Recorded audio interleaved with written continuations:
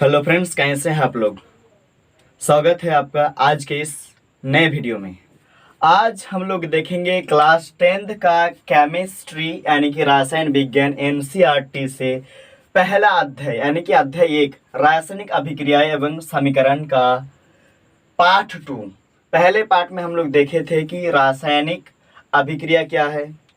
उसके बाद हम लोग देखे थे कि रासायनिक अभिक्रिया की पहचान कैसे करेंगे, आइडेंटिफिकेशंस ऑफ केमिकल रिएक्शंस। उसके बाद हम लोग देखे थे कि दैनिक जीवन में होने वाले कुछ रासायनिक समीकरण। आज इस अध्याय का पार्ट 2 है। मैंने आप लोग को बताया था कि हम लोग जो पढ़ाने वाले हैं, क्योंकि एक चैप्टर में मतलब एक ही वीडियो में पूरे चैप्टर को कवर करना मुश्किल है, यानी कि वीडियो जो है बहुत ही लॉन्ग ड्यूरेशन में चला जाएगा, जिससे चलते आप लोग का जो पढ़ने में परेशानी होगी। इसलिए जो प्रत्येक अध्याय का मैं आप लोग को वीडियो प्रोवाइड करने वाले हैं वो रहेगा पार्ट वाइज, वो भी नोट्स के साथ। इस तरह से आप लोग को नोट्स दिया जाएगा। तो चलिए वीडियो को लेट ना करते हुए, तो पहला जो आज का टॉपिक है वो है अभिकारक, जिसे इंग्लिश में रिएक्टेंट कहा जाता है। चलिए इसको समझते हैं। ऐसे पदार्थ जो रासायनिक अभिक्रिया में भाग ले उसे अभिकारक कहते हैं। ऐसे पदार्थ जो केमिकल रिएक्शन में क्या करता है, भाग लेता है, उसे हम क्या कहेंगे, अभिकारक कहेंगे। क्योंकि रासायनिक समीकरण को समझने के लिए हमें सबसे पहले उत्पाद और अभिकारक को समझना जरूरी है। तो अभिकारक क्या है, रिएक्टेंट क्या है, ऐसे पदार्थ जो रासायनिक अभिक्रिया में क्या करता है, भाग लेता है, उसी को हम क्या कहेंगे, अभिकारक कहेंगे। उसके बाद आता है उत्पाद यानी कि प्रोडक्ट इंग्लिश में कहा जाता है। तो ऐसे पदार्थ जिनका निर्माण अभिकारक से मिलकर होता है उससे हम क्या कहेंगे, उत्पाद कहेंगे। जैसे यहाँ पर उदाहरण देखिए, मैग्नीशियम प्लस ऑक्सीजन। यहाँ पे देखिए मैग्नीशियम जो है और ऑक्सीजन जो है वो एक रासायनिक अभिक्रिया में भाग लिया है, जिससे हम क्या कहेंगे, अभिकारक या अभिकर्मक कहेंगे। यानी कि रिएक्टेंट को अभिकारक या अभिकर्मक भी कहा जाता है। तो यहाँ पर जो मैग्नीशियम और ऑक्सीजन हमको दिख रहा है, यही हमारा क्या है, अभिकारक यानी कि रिएक्टेंट है। उसके बाद एरो के यानी तीर के बाद वाला जो दाहिना साइड में है MgO, मैग्नीशियम ऑक्साइड, जो कि उत्पाद बना है। यानी मैग्नीशियम और ऑक्सीजन मिलके दो अभिकारक यहाँ पे मिला है। यहाँ पे ऐसे पदार्थ जो रासायनिक अभिक्रिया में भाग लिया, यहाँ पर देखिए रासायनिक अभिक्रिया मैग्नीशियम और ऑक्सीजन भाग लिया है, और जो उत्पाद बना है जो कि मैग्नीशियम ऑक्साइड, तो यही हमारा क्या है, उत्पाद है। और यहाँ पर मैग्नीशियम और ऑक्सीजन जो है अभिकारक है, और ये दोनों से जो मिलकर पदार्थ बना है उसी को हम क्या कहेंगे, उत्पाद यानी कि प्रोडक्ट कहेंगे। तो उम्मीद है आप लोग को अभिकारक और रिएक्टेंट किसे कहते हैं पता चल गया होगा।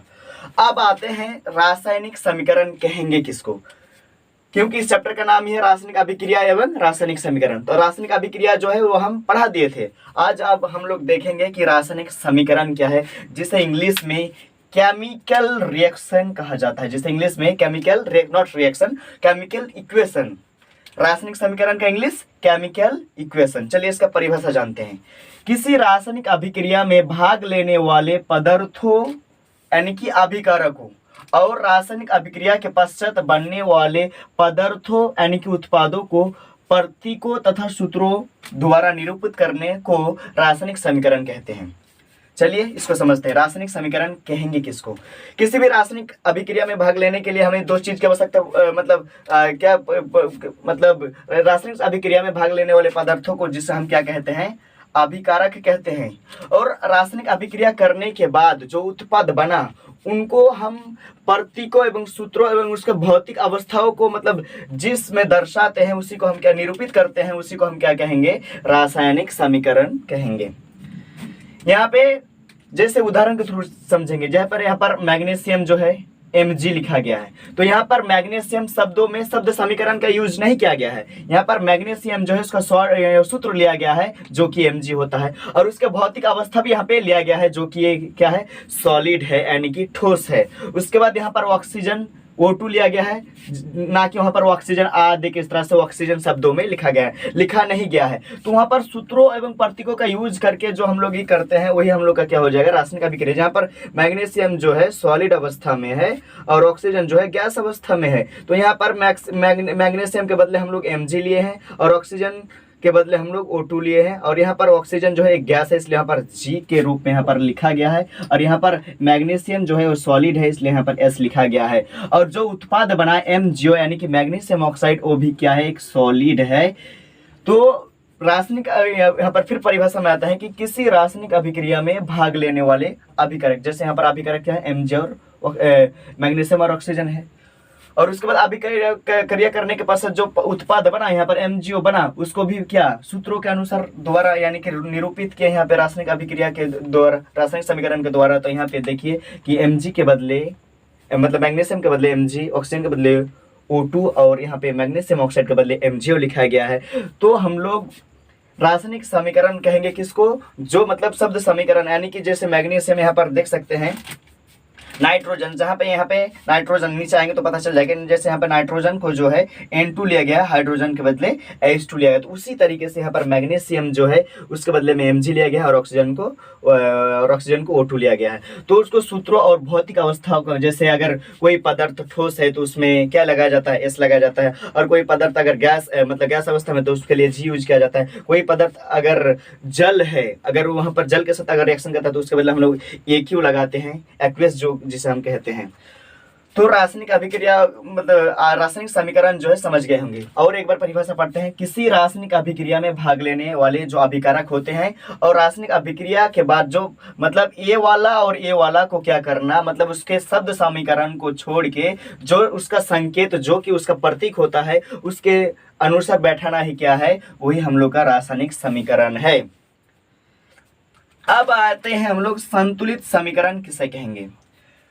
हम लोग रासायनिक समीकरण समझ चुके, इसको आएंगे कि संतुलित समीकरण यानी कि बैलेंस्ड केमिकल इक्वेशन कहेंगे किसको। तो यहाँ पर परिभाषा देखिए, जब किसी रासायनिक समीकरण में भाग लेने वाले अभिकारकों तथा उत्पादों के परमाणुओं की संख्या समान हो तो ऐसे समीकरण को हम लोग संतुलित समीकरण कहते हैं।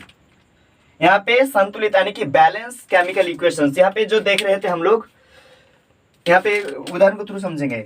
जैसे यहाँ पे देखिए नाइट्रोजन और हाइड्रोजन गैस से अभिक्रिया करके क्या बना, अमोनिया गैस बनाती है। यानी कि नाइट्रोजन और हाइड्रोजन गैस से अभिक्रिया करके अमोनिया क्या बनाती है, गैस बनाती है।